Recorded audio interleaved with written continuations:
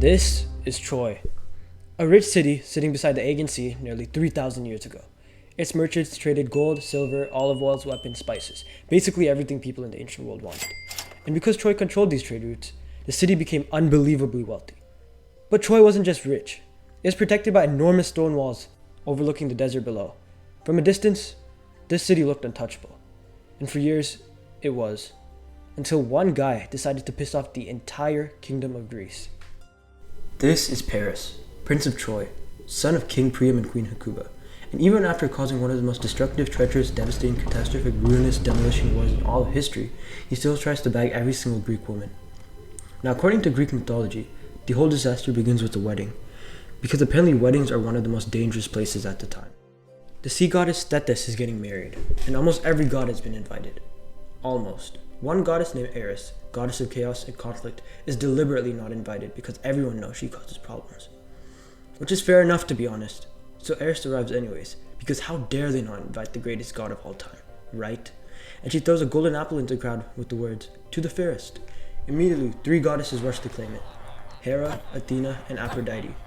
That's when these 3 goddesses decided to throw hands.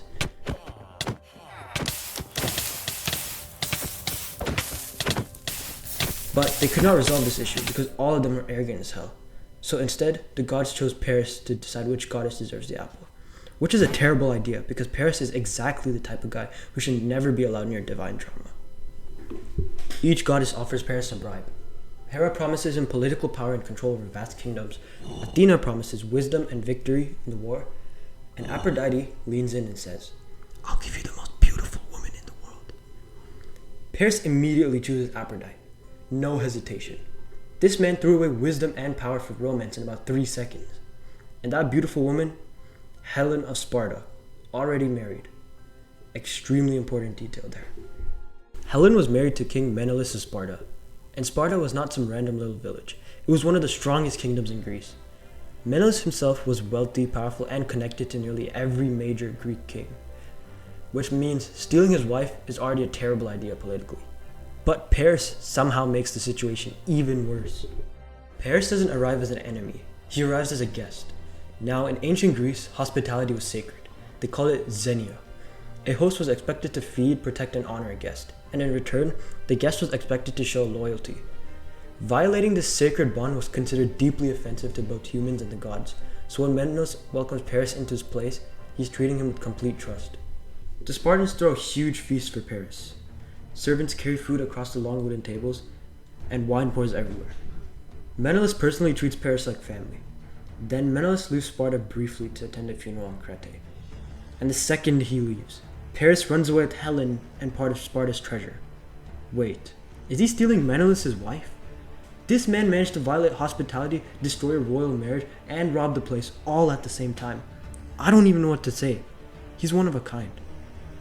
Menelaus returns home expecting a normal day, but instead he finds an empty palace. For about 5 full seconds, this man stood there staring into space, trying to process what happened. And then the rage kicks in, because this wasn't just personal humiliation. To the Greeks, Paris had insulted the sacred law of society itself. So Menelaus calls his brother, Agamemnon. Agamemnon was king of Mycenae, the most powerful kingdom in Greece. He was ambitious, wealthy, proud, and very interested in expanding his influence. So when Menelaus tells him what happened, Agamemnon immediately realizes this is more than a family issue. This is an opportunity to unite the Greeks under his leadership and launch the largest military expedition they had ever attempted. Years earlier, all the Greek kings who wanted to marry Helen had sworn an oath. They promised that if anyone ever threatened Helen's marriage, they would unite and defend it together. At the time, it sounded honorable. Now suddenly everybody's legally obligated to join a war because Paris made one unbelievably bad decision. Fantastic. King Menelaus equips his army. Ships are loaded with supplies. Sparta prepares his army, and eventually over 1,000 ships sail east across the sea towards Troy. Ancient writers describe the fleet stretching across the horizon like a moving forest of sails. Among the army are the greatest warriors in Greek mythology: Odysseus, the brilliant strategist, Ajax, a walking tank, and Achilles, the best warrior Greece has ever seen. The Greeks expect a quick victory. Then they see the walls of Troy, towering above the battlefield, nearly impossible to breach. And so the war begins. Months become years. Battles are fought endlessly outside the city, but Troy never falls. Nearly 10 years pass. Then the Greeks make a terrible mistake. Agamemnon publicly humiliates Achilles and takes away Briseis, a woman Achilles claimed during the war. For Achilles, this is a destruction of his honor, so he refuses to fight. And without Achilles, the Greeks begin losing badly. Leading the Trojan army is Hector, Prince of Troy. Unlike Paris, Hector actually understands the disaster his brother caused. But Troy is his home, his family is inside those walls, so he fights. And with Achilles gone, Hector drives the Greeks all the way back to their ships. The invasion is close to collapsing. Finally, Achilles' close friend Patroclus begs him, "If you won't fight, let me wear your armor." Achilles agrees. The moment Greek soldiers see Achilles' armor return to battle, hope comes rushing back. The Trojans retreat in panic, but Patroclus pushes too far. Outside the gates of Troy, Hector kills him. When Achilles learns Patroclus is dead, everything changes. The grief turns instantly into rage. Achilles receives new armor forged by the gods themselves and returns to battle. The Trojans begin retreating before he even reaches them. That's how feared he was. Achilles wants only one thing now, Hector. The two finally meet outside the walls of Troy. For a moment, Hector becomes a chicken and runs. Achilles chases him around the city 3 times before Hector finally stops and turns to fight. The battle doesn't last long. Achilles kills Hector.